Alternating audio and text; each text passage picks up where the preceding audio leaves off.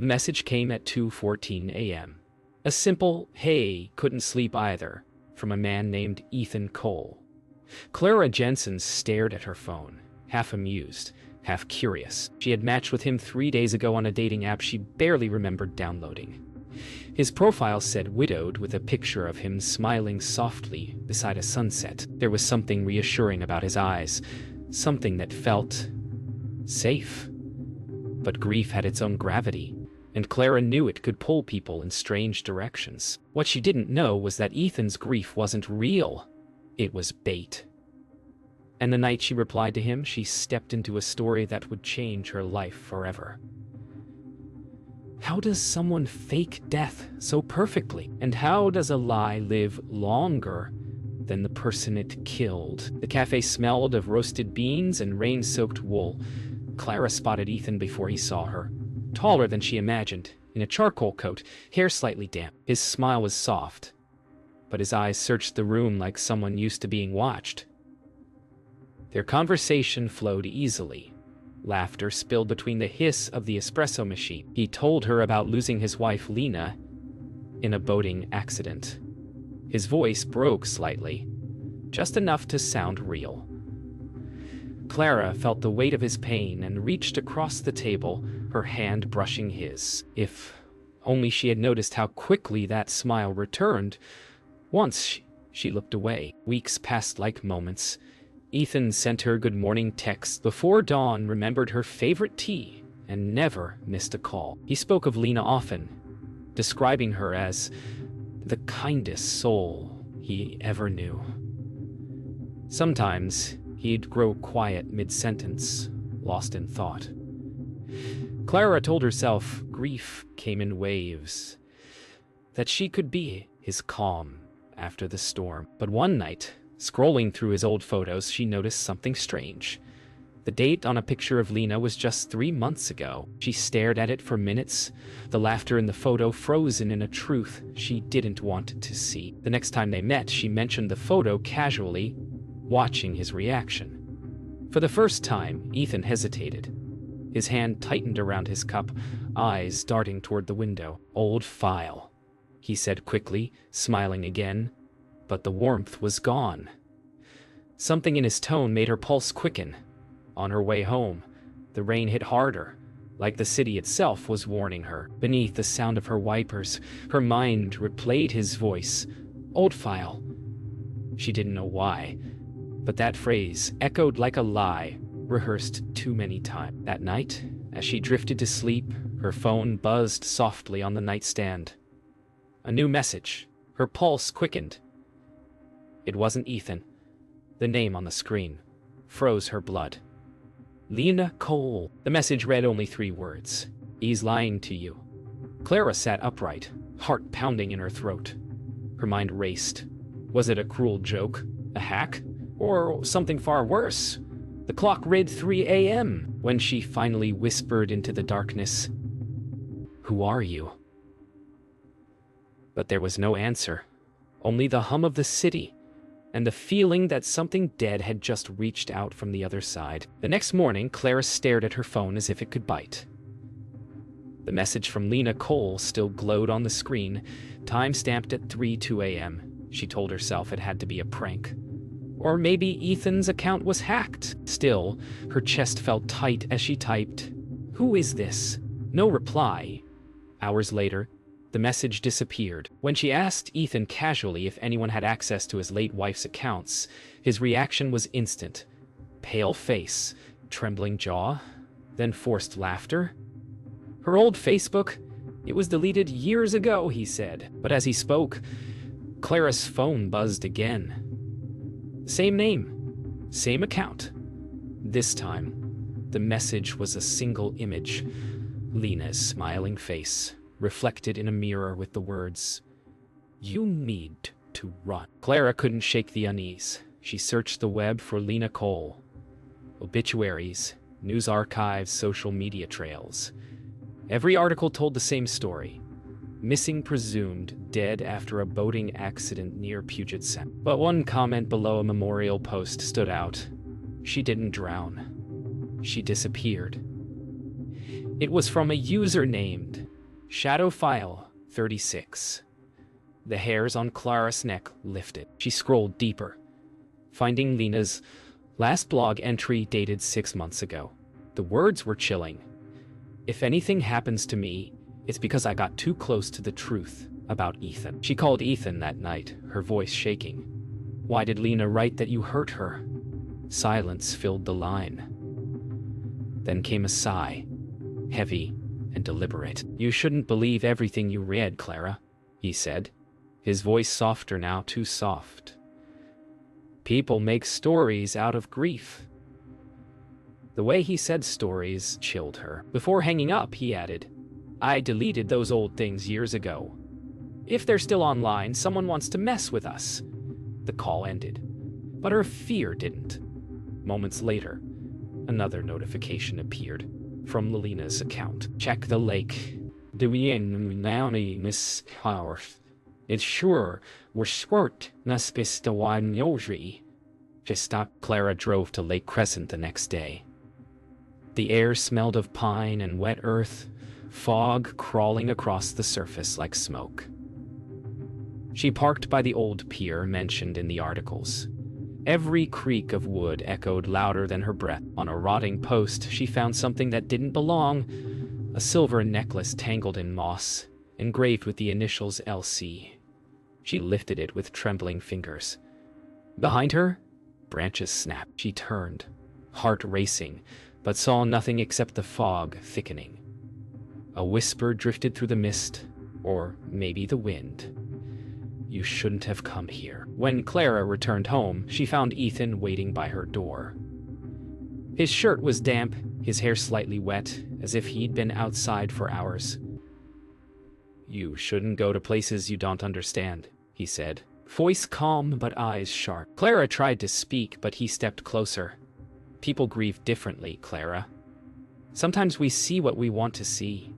He brushed a strand of hair from her face and smiled faintly. Let's not talk about Lena anymore.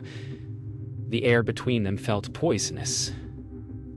That night, Clara deleted his number, but the messages from Lena didn't stop. Clara stopped sleeping.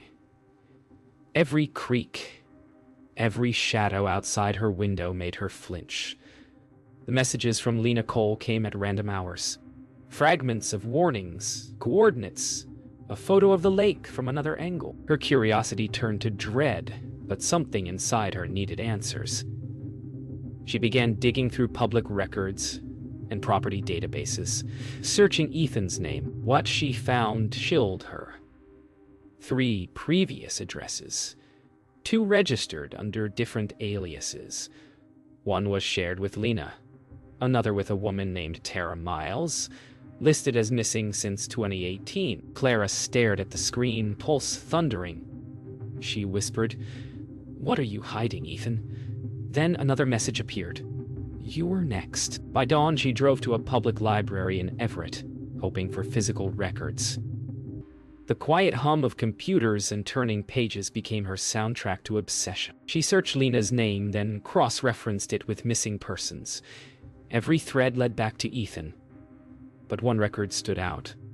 Lena had filed a restraining order 6 months before her disappearance. The document listed domestic threats and financial manipulation. Clara's stomach dropped. As she printed the file, her phone buzzed. A text from Ethan. I know where you are. Her hands shook so violently the papers fell to the floor. Clara drove straight to the police. She told everything. The fake profiles, the messages, the threat. The officer's expression barely changed. Without proof he's done anything physical, we can't pursue it, he said, typing mechanically. Maybe it's just grief manifesting. She wanted to scream.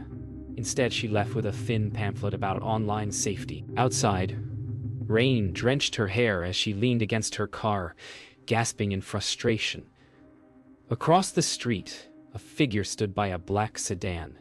Even through the downpour, she recognized the outline.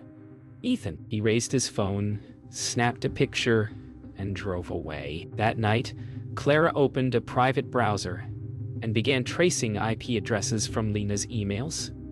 One led to an abandoned cabin north of Port Angeles, a property once owned by Ethan's family. She scrolled through old tax files, and one document made her heart stop. A utility bill dated just 2 months ago. Someone was still paying for that cabin. She whispered, "Lena." The next second, her screen flickered and went black. Then, one final line appeared in white text. "He's coming." Her lights went out. The hum of her computer died. And from the hallway came the sound of a door slowly creaking open. She barely slept that night. By sunrise, she packed a small bag and drove to Detective Maria Rhodes, the only investigator mentioned in Lena's missing person case. Rhodes, calm but wary, listened in silence as Clara spoke. When she showed the printed restraining order, the detective's eyes narrowed. "That wasn't in the file," she murmured. She opened a folder thick with old reports. "Lena told us Ethan had money hidden somewhere and she was going to expose him. 2 days later, she vanished." Rhodes looked up at Clara. "You said you got a message from her account?" Clara nodded. The detective leaned back. "Then someone doesn't want her story buried." Detective Rhodes warned Clara not to go anywhere alone, but fear had already turned to determination. The cabin near Port Angelos, that was where Lena's last digital trace led. Clara needed to see it for herself. She drove for hours under a bruised gray sky, through roads lined with dripping pines. The air grew colder, the trees thicker, until the signal on her phone vanished. At the edge of a gravel trail, her headlights caught something half buried in the mud. A shoe. Women's size 7. She recognized the brand from Lena's old blog photos. A chill ran through her spine. The forest seemed to breathe around her. The cabin was smaller than she imagined. Weather-beaten wood, moss crawling up its walls, windows clouded with grime. Every step toward it felt like crossing into someone else's memory. She pushed the door open. The smell hit her first. Damp earth and something metallic. Inside, the floorboards creaked beneath her shoes. On the dusty table sat a cracked mug, lipstick still visible on the rim. A faded photo lay beside it. Ethan and Lena smiling in front of this very cabin. But Lena's eyes looked wrong, as if she'd seen the camera coming from somewhere she didn't trust. Clara pulled out her phone, recording everything. "Lena, if you can see this, I'm here," she whispered. In the corner of the room, she noticed deep scratches along the wall, faint letters carved into the wood. "Help me!" Her stomach knotted. The floor creaked behind her. She turned sharply. The door she'd left open was now closed. A figure moved past the fogged window. Her breath caught. She pressed against the wall, heart pounding so loud it drowned the silence. The door handle turned once, twice, then stopped. When she finally gathered courage to look, no one was there, just muddy footprints leading away into the woods. Panicked, Clara followed the muddy footprints through the woods. The fog swallowed sound. Even her own footsteps felt distant. A few yards ahead, something shimmered, a rusted metal hatch hidden beneath wet leaves. She wiped away the grime and saw faint initials etched into it. LC. She lifted it, her flashlight trembling, revealing a staircase descending into blackness. The air that rose up was cold and stale. She hesitated, whispering, "Lena." No answer, just the echo of dripping water and the hum of something old and electric deep below. Against every instinct, she began to climb down. At the bottom was a small concrete room lit by a single flickering bulb. Old computer equipment lined one wall, monitors showing static. On a desk sat an open laptop, battery still faintly glowing. The wallpaper froze her heart. A photo of Lena, smiling. The timestamp in the corner read 3 days ago. Then a voice from behind her broke the silence. "You shouldn't have come here." Ethan stood in the doorway, rain dripping from his coat, eyes cold. "You really should have left the past buried." The door slammed shut, and darkness swallowed everything. The sound of the door locking echoed through the bunker like a gunshot. Clara backed away, clutching the laptop to her chest. Ethan's calm voice filled the space, almost gentle. "You weren't supposed to find this place," he said. Lena couldn't leave things alone either. His steps were slow, deliberate. She thought she could expose me, but she didn't understand what she was part of. Clara's voice trembled. "What did you do to her?" Ethan smiled faintly. "I set her free." The words made her blood run cold.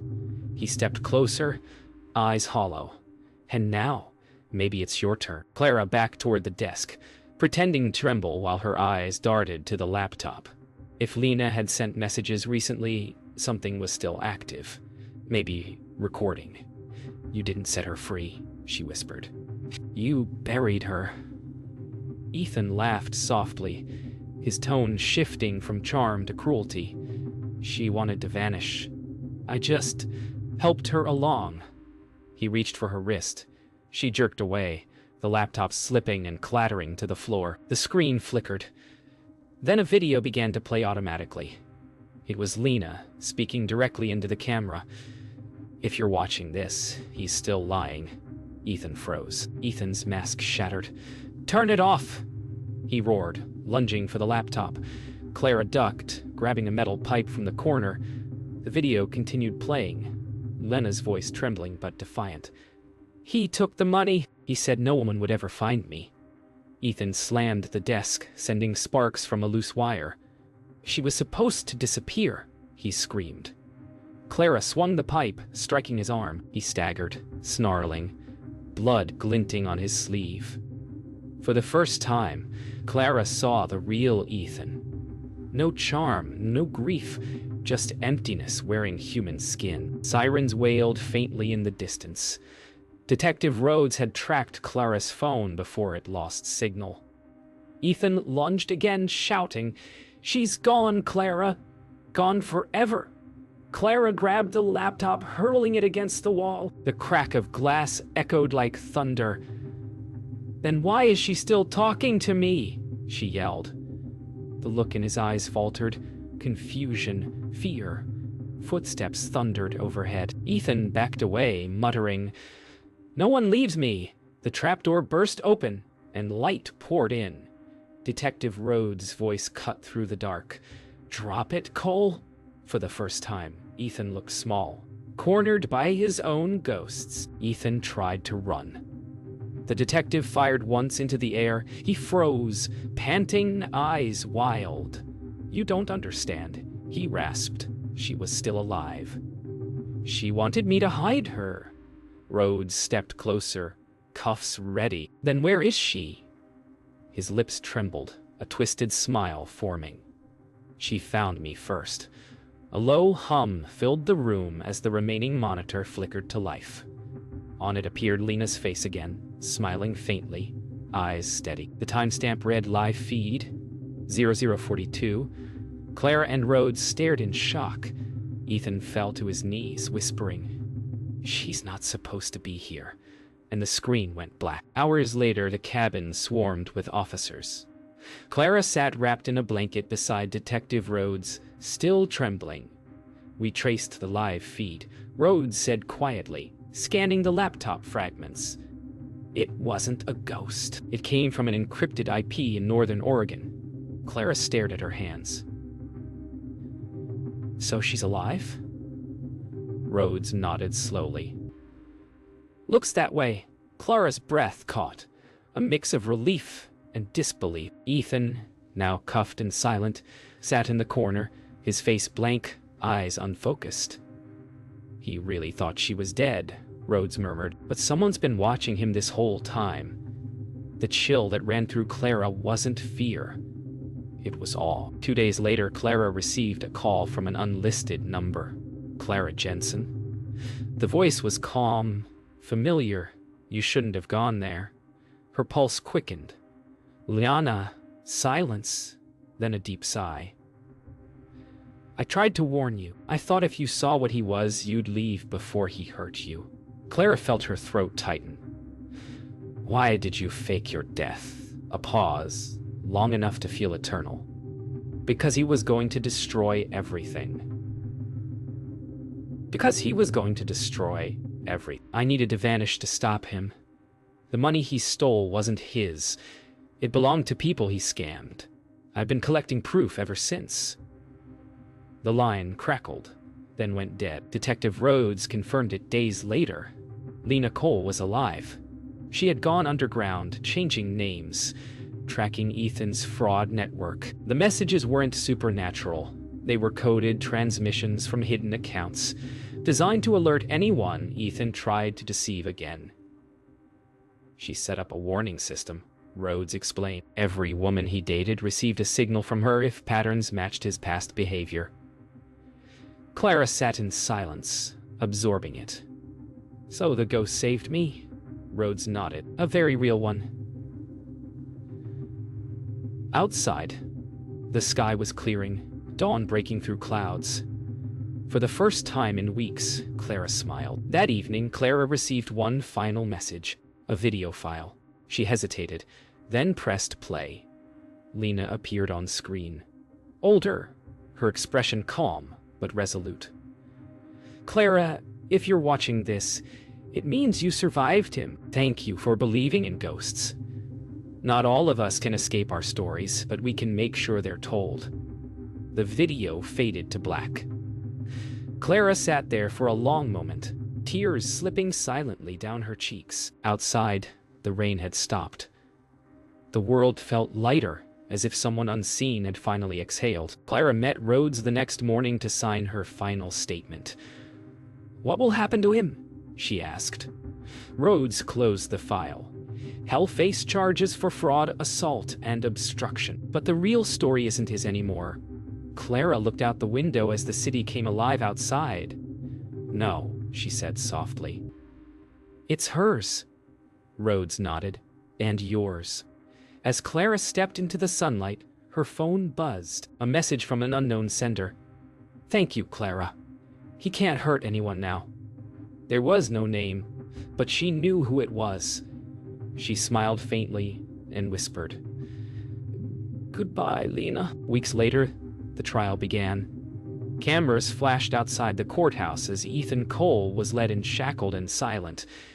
His face was thinner, eyes sunken, but his arrogance still flickered like dying embers. The prosecution revealed a trail of stolen funds, falsified insurance claims, and digital evidence linking him to multiple disappearances.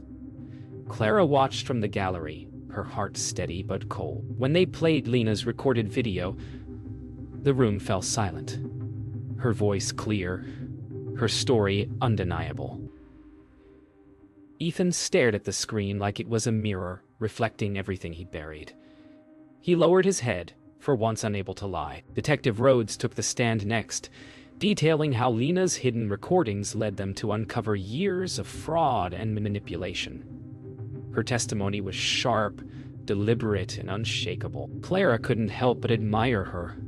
Calm in chaos, the anchor that pulled truth from the dark. When asked how the messages were sent posthumously, Rhodes explained Lena's elaborate network of scheduled backups and auto-forwarded triggers, a digital ghost coded to expose Ethan if he resurfaced. The courtroom buzzed with disbelief. But the truth was undeniable. Lena Cole had written her justice in advance. The verdict came swiftly, guilty on all counts. Fraud, extortion, attempted murder. As the judge read the sentence, Ethan's gaze shifted to Clara. His lips moved, barely audible. Shall never stop watching. A chill passed through her, but it wasn't fear. It was triumph. As the guards led him away, Clara whispered to herself, "No, she won't." In that moment, she realized Lena's presence wasn't haunting her. It had protected her. The woman who once lived in silence had spoken louder than any ghost ever could. Weeks later, Clara drove north, tracing the coastal road where Lena had once vanished. She parked near the cliffs, wind tugging at her hair. Pulling a small box from her pocket, she opened it. Inside was the silver necklace engraved LC, cleaned and untangled. She placed it gently on a rock, overlooking the sea. "You deserved peace," she whispered. The wind carried her words into the waves, Her phone buzzed once more. A new message appeared from an untraceable number. Now I can rest. The screen dimmed. For the first time, Clara smiled without fear. Months later, an article appeared online. The Man Who Killed Me Twice, by Lena Cole. It detailed everything. The fraud, the deception, and how she built her afterlife to protect others. The final line read, "Sometimes you have to die to be heard." Clara read it on her phone as she sat in a cafe, the same one where she first met Ethan. The air smelled of rain and roasted beans again, but this time she felt weightless. She closed her laptop, whispered, "Thank you," and walked out into a world that finally felt honest.